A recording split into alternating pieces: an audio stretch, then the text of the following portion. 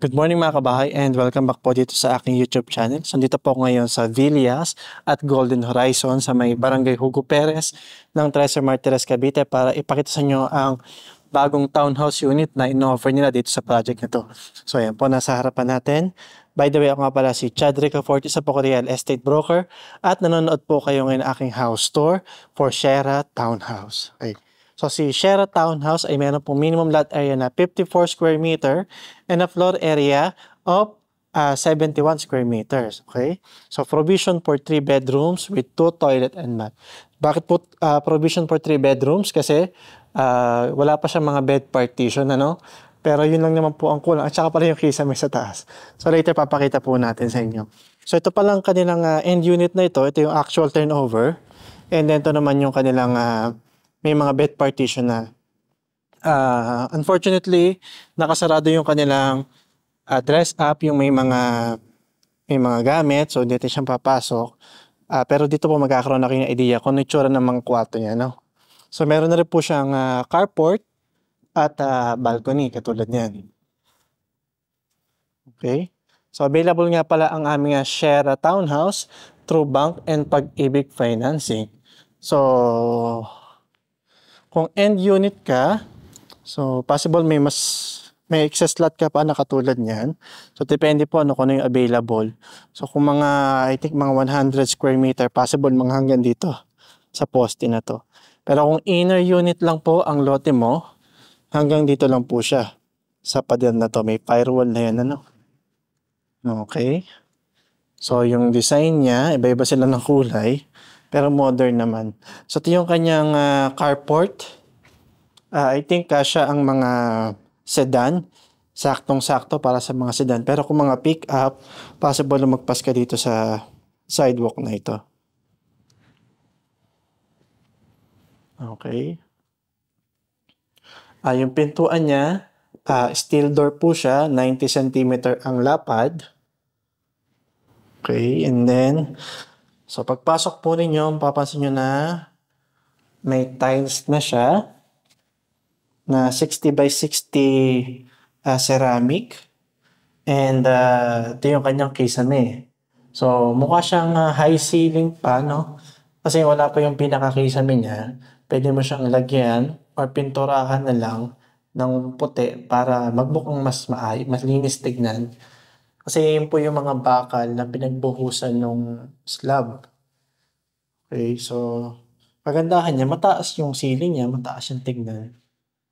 Okay, so yung mga bintana pala na ginamit nila, mga aluminum sliding window. So yung kanyang living area, ito, yung kinatatayuan natin na medyo malaki to, maluwag.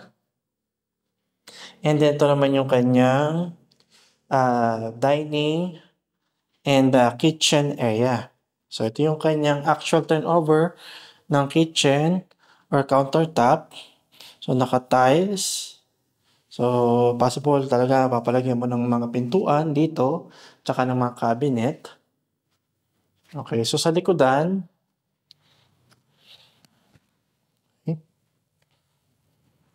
okay, so sa likod po, ayan. Hanggang dito na lang po yung bahay sa firewall na ito, no? So, okay. So, yung 50 square meter na lot area, so kaya siya medyo maluwag pa rin yung bahay niya. Palapad kasi yung lote. Kaya yung kanyang likodan medyo hanggang dito na lang talaga. Pero yung bahay, pansin niyo naman na medyo malapad pa, no? Maluwag yung mga space niya.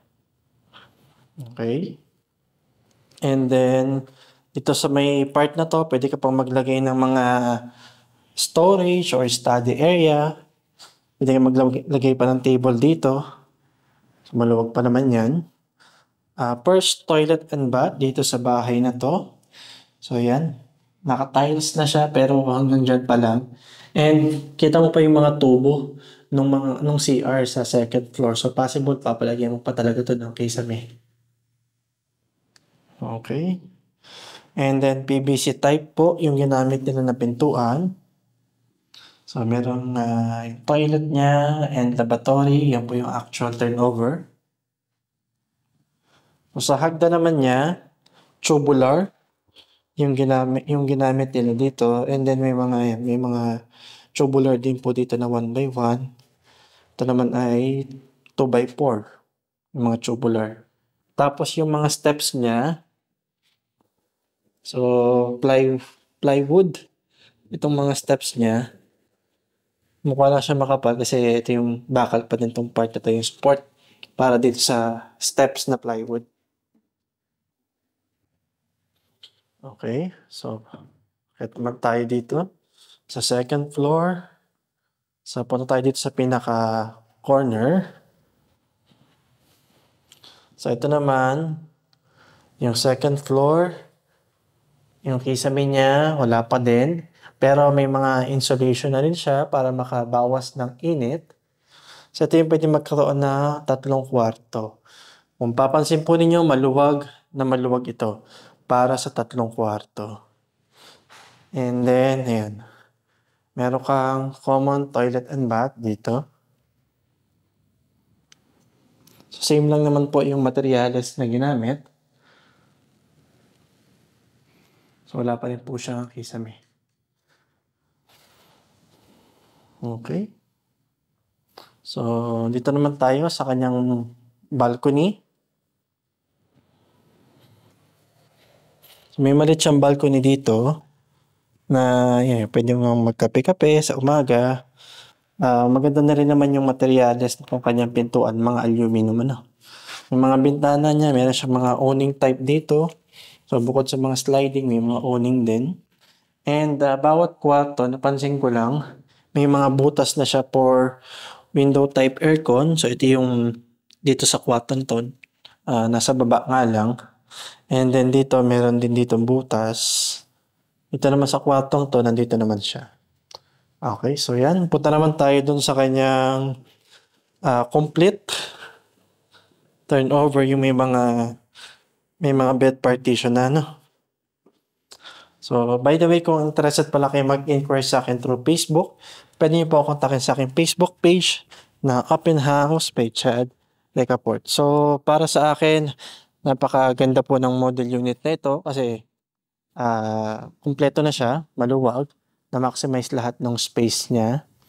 Yung lote pala na-maximize yan, may parking ka talaga, So kung papalagyan mo siya ng bakod or fence katulad nito, so yun, mas magiging maganda pa itsura niya. Okay, so kung end unit ka, yan, medyo malaki-laki pa din. I think mga nasa 75 lang ang lot area nitong end unit na ito or corner unit na ito. Pero may mas malalaki pa tayong lot area dyan kung yun ang hanap ninyo. So ito naman yung kanyang may mga bed partition na. Medyo madilim lang. Okay, so ayan. Wala namang masyadong pinagkaiba dito. Ang ginawa lang nila, pinaganda po nila itong kanilang kitchen area. So ayan, nilagyan nila ng mga cabinet dito sa ibabaw tsaka dito sa baba, and ginawa nilang granite yung kanyang countertop. So hindi kami nag-o-offer po ng ganito na complete Yung pinakita ko lang nung una, yung po yung actual turnover. So dito naman nilagyan nila ng storage para mas ma-maximize mo yung ilalim ng hagdan mo. So malaking bagay yan. And then ito po, yung kanyang toilet and bath, same pa rin naman.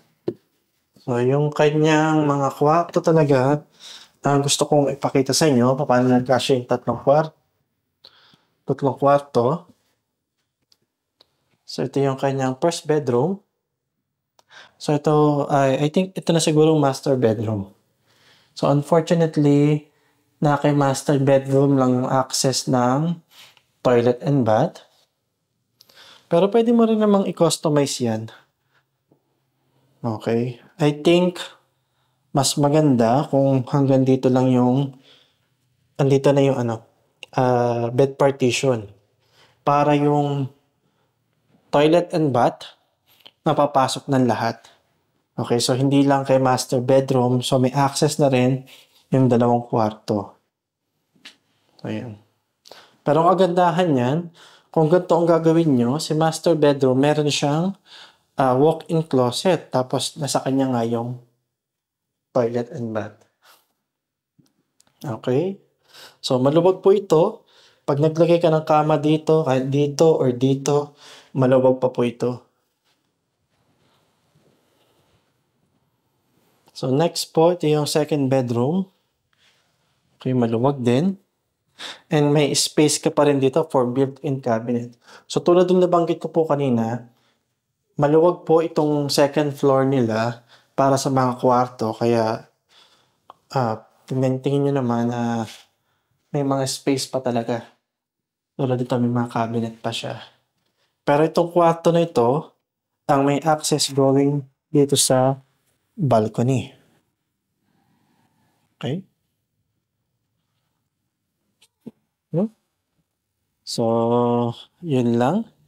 So, ito naman yung mga Catalina unit namin. May video na rin po ako niyan. Pwede nyo i-check. Dito sa link ito, yung lalabas na yan. Yan po ay mas affordable na unit namin dito. So, marami na nakatayo na Catalina unit. Wala pa lang po masyadong nakakalipat pero marami na po nakapag-avail yan dito. Okay? So, ano ba sa palagay po ninyo? Worth it po ba ang aming Sierra unit para sa price niya na 2.9 million? Sa totoo lang po, sa mahal po ng mga bilihin ngayon, kahit po mga bahay, para sa akin, ay sobrang mahal na. Yung mga single attached namin ngayon dito sa Golden Horizon, pinaka-affordable na po is 4 million. Yun po yung aming Cecilia unit. So, sa ngayon, yun na po yung pinaka-affordable ko rin yata na single attached dito sa Cavite. Yung mga townhouse unit, na katulad niyan, itong si Catalina, yan, mga nasa 1.6. Pero syempre, marami ka pang ipapagawa and then 2 bedrooms lang siya, provision for 2 bedrooms. Pero to si Sierra namin, provision for 3 bedrooms ka na. Alam naman natin na kadalasan talaga sa ating mga Pilipino, inahanap ay yung 3 kwarto and then may CR sa taas at sa baba. So, hindi ka na para bumaba pa ng ground floor para lang maligo po, no? So, sa second floor, may CR ka na. So, para sa akin, pasok na pasok sa pangangailangan itong ating Sierra unit. And yun nga, at least hindi pa siya umabot sa 3.2 million. Ibig sabihin, hindi pa siya nagkaroon ng additional 12% na VAT. So, yung price niya talagang okay na okay pa. So, kapag lumagpas kasi ng 3.2 million, possible magkaroon pa ng additional 12% na VAT. So, mga 400,000 niya. So, magiging 3.6 na. Pero siya, total contract price niya sa ngayon ay nasa 2.9 million. So, pinlash ko na po sa screen nyo yung computation. So, check nyo na lang din po yung sa description. Baka maglagay din ako doon ng computation. Tsaka yung aking contact details. So, para sa 2.9 million, okay na po dito sa area ng Cavite. Okay, so ayan.